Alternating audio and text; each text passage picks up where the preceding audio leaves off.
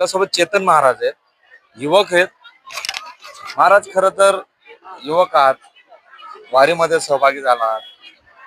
हळूहळू संतांबरोबर वरिष्ठांबरोबर तुमचा प्रवास सुरू झालेला आहे. एक वेगळा आनंद मिळतोय. 100% वेगळा आनंद आहे, कारण गेली अनेक वर्षापासून आम्ही निवृत्तीनाथांच्या वारीमध्ये येत असतो. या ठिकाणी जो 5 वर्षापूर्वीचा काळ होता आणि त्या आत्ताचा जो काळामध्ये आहे, बराचसा फरक निवृत्तीनाथांच्या वारीमध्ये झालेला आहे. तसं पाहिलं तर आता निवृत्तीनाथांच्या वारीमध्ये जेवढे वारकरी वाढत आहे तेवढ्या सुविधा चांगल्या प्रकारे मिळत आहे. निवृत्तीनाथांच्या वारीमध्ये हरिभक्तपरायण माधवदास महाराज राठी असेल, संस्थांचे अध्यक्ष असतील, सर्व विश्वस्त मंडळ असेल, सर्व सचिव असतील, सर्व निवृत्तीनाथांचे सर्व पदाधिकारी असतील, वारकरी सेवक असतील, यांचा सहभाग मोठ्या प्रमाणात या ठिकाणी आहे. खरं तर वारीला एक नियमाची गरज असते आणि त्या नियमावली या वारीला मिळालेली आहे. म्हणून या वारीमध्ये अतिशय सुंदर बदल या ठिकाणी दिसतोय. या ठिकाणी वारीमध्ये जी वारकरी संप्रदायाची परंपरेने जे कीर्तनाचे जे नियम आहे ते सुद्धा या ठिकाणी आपल्याला वारीमध्ये बघायला मिळतात. वारीमध्ये नियम लागू होतात, म्हणजे उदाहरणार्थ विनेकराच्या डोक्यावर फेटा पाहिजे, त्यानंतर वारकऱ्याच्या डोक्यावर टोपी पाहिजे, असा बदल या ठिकाणी मिळतोय.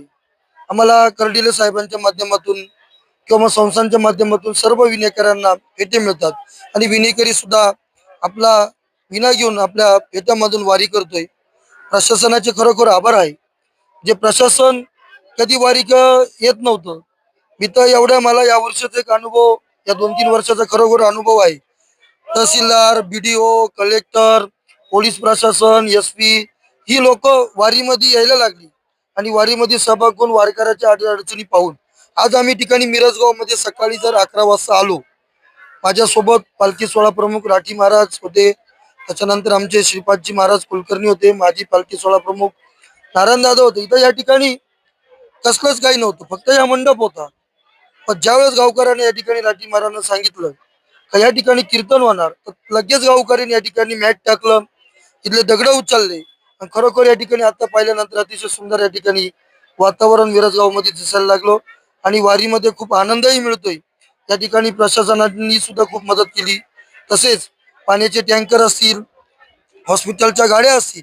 वारीचं जे स्वरूप बदललेलं आहे, काय वाटतं राजकीय लोक जे ते वारीकडे, ज्या राजकीय लोक निवडणुकीच्या काळात शेतकऱ्यांकडनं मतं मागायला जातात, तुमच्या वारीमध्ये, आपल्या वारीमध्ये शेतकरी हा समाविष्ट असतो, तो वारकरीच्या रूपाने असेल किंवा भाविकाच्या रूपाने असेल. म्हटलं या ठिकाणी सरकारच्या वतीनं या ठिकाणी वारीमध्ये कुठले मंत्री, खासदार, आमदार हे सहभागी होताना दिसतात का?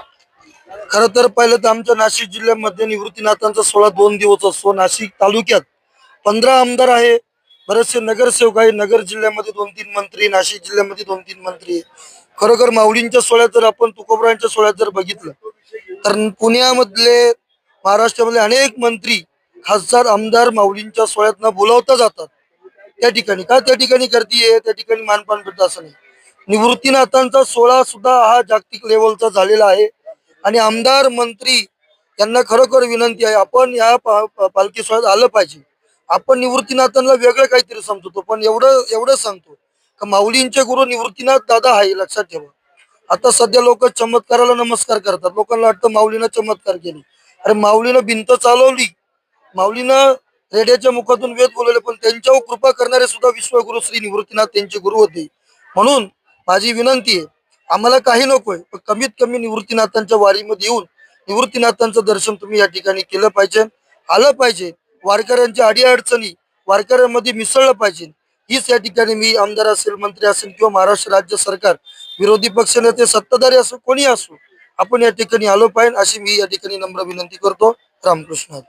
खर तर गेल्या काळात ज्या गोष्टी वारीच्या दरम्यान मिळत नव्हत्या, ज्या सुविधा मिळत नव्हत्या, त्या गोष्टी आता येणाऱ्या काळात मिळू लागलेल्या आहेत. आणि यंदाची आषाढी वारी ही फक्त वारकऱ्यांची नव्हे तर पोलीस प्रशासनापासून तर सरकारपर्यंत ही वारी आता या ठिकाणी सुरू आहे. कॅमेरामन तुषार डेपलेसह खुशाल पाटील, अहिल्यानगर, मिरजगाव.